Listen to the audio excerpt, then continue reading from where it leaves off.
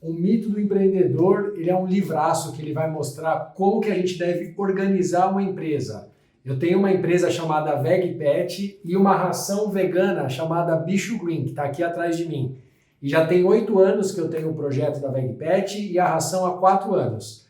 E durante todo esse percurso, o canal do E-Commerce tem por objetivo compartilhar o que eu vivo nos bastidores para mostrar um pouquinho do dia a dia para vocês, com vídeos práticos ou estudos de livro que a gente faz. Eu estava meio ausente do canal, mas continua entrando inscritos, continua tendo visualização e eu quero usar isso para eu ficar motivado novamente a continuar com mais consistência aqui nos vídeos para vocês.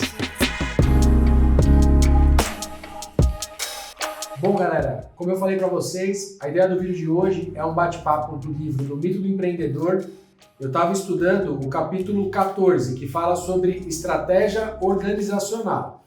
E também eu trouxe um livro de apoio que é o Gerenciamento da Rotina do Trabalho do Dia a Dia, do Falcone, que é um grande nome aí da administração. E eu e a Thaís, que a gente é sócio na VegPet, a gente está estudando esse livro aqui, capítulo a capítulo, e discutindo formas de como melhorar as nossas empresas. E esse aqui, que é o que a gente tem estudado, se você não viu os outros vídeos, eu vou deixar aqui na descrição, e você também consegue ver no final da playlist, na hora que acabar o vídeo, eu vou mostrar o capítulo anterior e sempre mostrando o próximo vídeo, também para facilitar os estudos. Nesse capítulo 14, que ele fala de estratégia organizacional, não importa se você tem uma pequena empresa ou já é uma empresa mais estruturada. Aqui na VegPet eu já contei toda a história do 0 ao 1 milhão de faturamento. Hoje, esse ano, a gente vai bater acho que 2,5 no ano. Não interessa o momento que você esteja. Esses conceitos todos você vai conseguir aplicar. E aqui ele já começa mostrando que a maior parte das empresas, elas se organizam em torno das personalidades das pessoas que trabalham na empresa. E aí ele vai trazendo alguns pontos daqui do Jack e do Murray como uma empresa de widgets, né, de gadgets. E aí ele fala, basicamente, enquanto um não está fazendo uma atividade mais operacional, o outro está. Enquanto um está fazendo uma atividade mais administrativa, o outro está fazendo mais uma atividade de marketing, e as coisas funcionam bem no início, quando você está começando. À medida que você aumenta o volume de cliente, tende a aparecer os problemas todos. E aí ele trouxe aqui também, falando, começam a faltar as ferramentas, faltam as embalagens, porque conforme você vai crescendo, um erro muito comum, e não sei bem se você também concorda que é um erro, é começar a trazer amigos ou familiares para dentro do teu projeto e ninguém tem clareza do que precisa ser realizado ali no dia a dia da empresa. Então, qual que é a proposta desse capítulo número 14 que fala sobre a estratégia organizacional? É justamente criar um organograma para a empresa. E aí hoje, conversando com a Thaís, foi bem interessante porque ela ficou com a sensação de que isso poderia ser uma empresa maior, que tem mais estrutura, porque no nosso grupo de estudo, que é eu e ela, a gente está fazendo todas as sextas-feiras, na hora que a gente pegou o livro do Falcone, ele trouxe aqui um diagrama que é muito interessante, que mostra justamente um quadro falando para nós aqui, ó, não sei se vai dar para pegar bem aí no vídeo, mas que existe uma camada de operação, e a operação, ela executa um procedimento operacional padrão, que nada mais são que um conjunto de documentos falando como que determinada função deve ser executada. E esse livro também faz uma distinção entre cargo e função.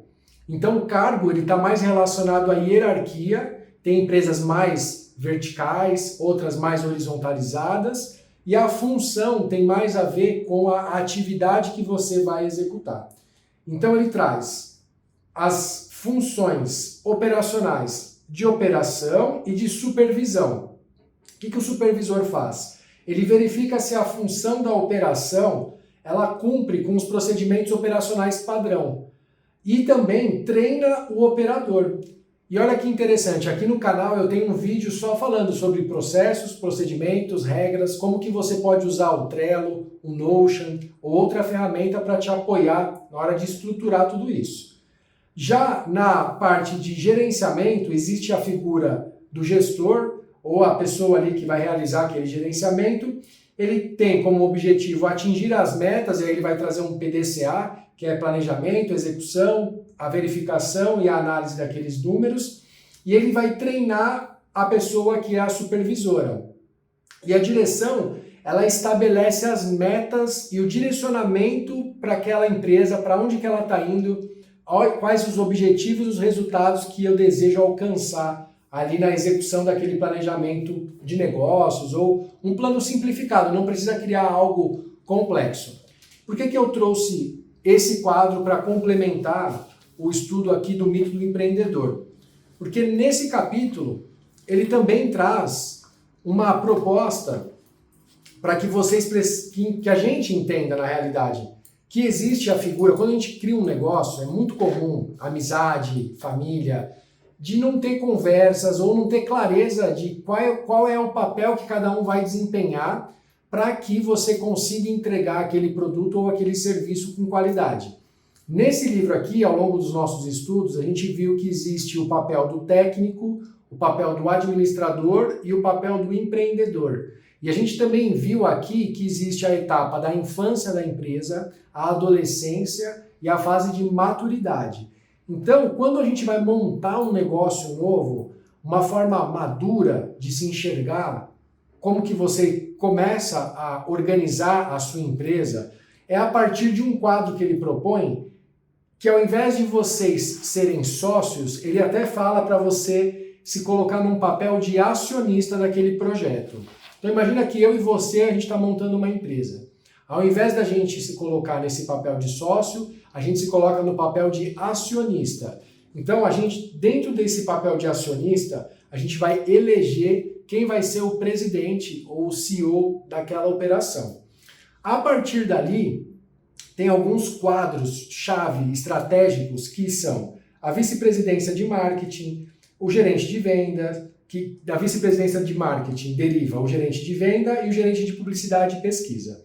Da vice-presidência de operações deriva o gerente de produção, o gerente de serviço e o gerente de instalações.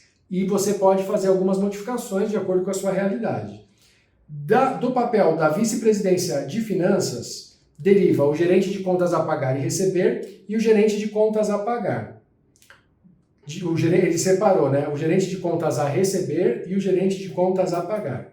E aí, nesse momento, você pode estar se perguntando, mas, poxa, eu estou começando um projeto, nós que vamos realizar todas as atividades do dia a dia, preciso mesmo fazer tudo isso?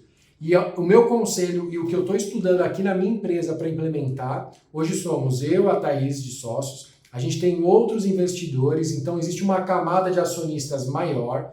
Gostaria muito de já ter implementado um conselho consultivo, que aí sim vai ajudar eu no meu papel de CEO do projeto a criar toda essa estrutura organizacional e aí a definir dentro de cada uma desses cargos, né, que a gente viu, quais são as funções ou as atividades-chave que vão ser realizadas. E aqui ele vai explicando que não precisa ficar preocupado ou preocupada se você está criando um negócio e você vai ser a mesma pessoa que executa, supervisiona, gerencia e dirige as estratégias. Porque é natural que no início seja dessa forma.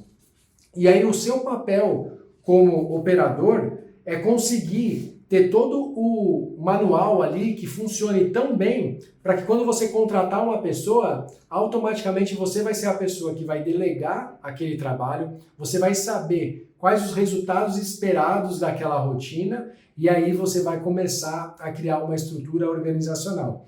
E é justamente isso que ele vai detalhando aqui no livro. Aí ele comentou que o Murray, acho que era o Murray e o Jack, deixa eu só ver se são as mesmas pessoas. Será Jack ou Murray? Aí ele começa a trazer aqui uns pontos. Cada um foi escolhendo, falando, olha, você tem uma predisposição ou um conjunto de habilidades mais para o marketing, outro tem uma predisposição e um conjunto de habilidades mais analítica, e aí eles foram escolhendo quais as vice-presidências que cada um iriam desempenhar ali naquele projeto, e aí viram que tinha ficado desequilibrado, um estava com bem mais funções e cargos e o outro menos, eles realizaram um balanceamento. E aí o que eles fizeram? Para cada uma dessas caixas, eles criaram o protótipo da função, substituindo a pessoa pelo sistema. Ou seja, eles pensaram como que aquelas atividades precisam ser realizadas, quais os resultados esperados, qual é a periodicidade que você vai avaliar aqueles resultados, e escreveram tudo isso de uma forma muito simplificada, muito resumida. Eles até colocaram aqui que as funções cabem o cargo, cadê? Eu vou pegar para vocês aqui, principalmente a parte das vice-presidências. Olha só o que eles colocaram aqui, O presidente, olha só, responsável em especial pela concretização do objetivo estratégico e pelo relatório aos acionistas, que incluem em condição de igualdade Jack e Murray. Então, como acionistas, as pessoas elas têm os mesmos direitos, elas estão equilibradas ali naquele formato de negócio. Isso também pode variar, você pode ter um quadro societário com percentuais diferentes, isso tudo é combinado. Vice-presidente de marketing, responsável pela busca de clientes e de maneiras de satisfazê-los com os widgets, a custo mais baixo e com maior comodidade. Reporta-se ao presidente. Vice-presidente de operações, responsável pela manutenção dos clientes, cumprindo o que for prometido pelo setor de marketing e pela criação de novas maneiras de montar widgets a custo mais baixo e com maior eficiência, de modo que o cliente receba melhor serviço. Reporta-se ao presidente. E aí ele listou aqui todas as descrições dos cargos. E aí, à medida que ele vai avançando aqui no processo, eles trazem justamente essa visão de organização dos processos que às vezes a gente negligencia, porque a gente pensa, mas eu sou pequenininho, nem sei ainda se vai dar certo. Então minha sugestão para você é, se você está validando um protótipo de uma ideia que você vai querer comercializar ou prestar um serviço, cria o conceito do mínimo produto viável e testa.